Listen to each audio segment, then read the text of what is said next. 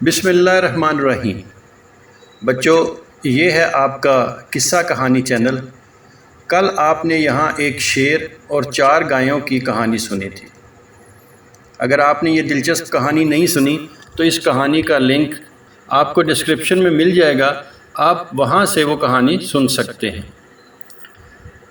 آج آپ جو کہانی سن رہے ہیں یہ ایک بڑے سے بیل اور ایک چھوٹے سے چوہے کی کہانی ہے جو ایک گھنے جنگل میں رہتے تھے۔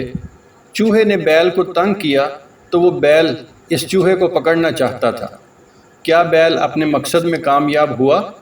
یہ آپ کو آج کی کہانی سن کر ہی پتہ چلے گا۔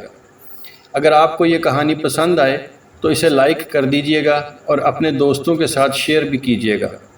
اگر آپ ہمارے چینل قصہ کہانی پر نئے ہیں تو اسے سبسکرائب بھی کر دیجئے گا تاکہ ایسی مزے کی کہانیاں آپ کو سب سے پہلے سننے کو ملتی رہیں۔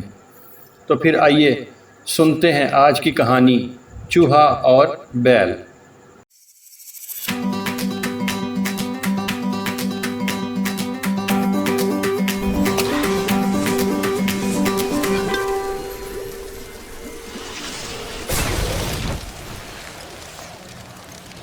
گرمیوں کی ایک دوپہر میں ایک چوہا اپنے بل سے باہر آیا تو اس نے دیکھا کہ ایک بڑا سا بیل ایک درخت کے نیچے سو رہا ہے۔ وہ بیل اونچی آواز میں خراٹے لے رہا تھا۔ چوہے نے اس کی طرف دیکھا کہ اس بیل کے نتنے کتنے بڑے ہیں۔ اس چھوٹے سے چوہے کو شرارت سوجی اور وہ اس بیل کی بڑی سی ناک کے ایک سوراخ میں گھس گیا۔ پھر وہ باہر آیا اور دوسرے سوراخ میں گھس گیا۔ چوہے کی اس اچھل کود سے بیل کو ناک میں درد ہوا اور وہ چلا اٹھا۔ اس کی چیخ سن کر چوہا ڈر گیا اور وہاں سے بھاگ گیا۔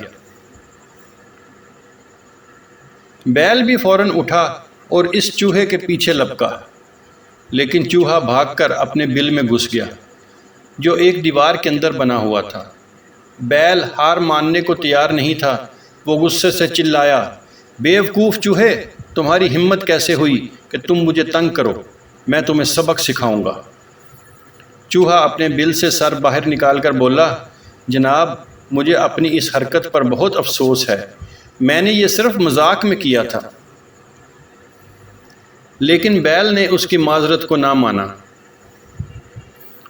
وہ غصے سے دیوار کو ٹکرے مارنے لگا۔ اسے امید تھی کہ وہ اس دیوار کو توڑ کر چوہے کو پکڑ لے گا۔ وہ دیوار کو ٹکرے مارتا رہا یہاں تک کہ تھک گیا، لیکن مضبوط دیوار اپنی جگہ سے نہ ہلی۔ چوہے نے ہنس کر بیل سے کہا، جناب، اس کا یہ مطلب نہیں کہ آپ بڑے اور مضبوط ہیں تو اپنی طاقت سے کچھ بھی حاصل کر سکتے ہیں۔ بیل چوہے کی یہ بات سمجھ گیا اور چپ چاپ وہاں سے چلا گیا۔ بچوں، اس کہانی سے ہمیں یہ سبق ملتا ہے کہ طاقت ہر مسئلے کا حل نہیں۔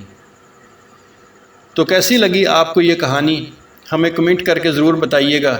کل ہم اس چینل پر آپ کو ایک بلی اور چوہوں کی کہانی سنائیں گے اور بتائیں گے کہ چوہے بلی کے گلے میں گھنٹی کیوں باندھنا چاہتے تھے۔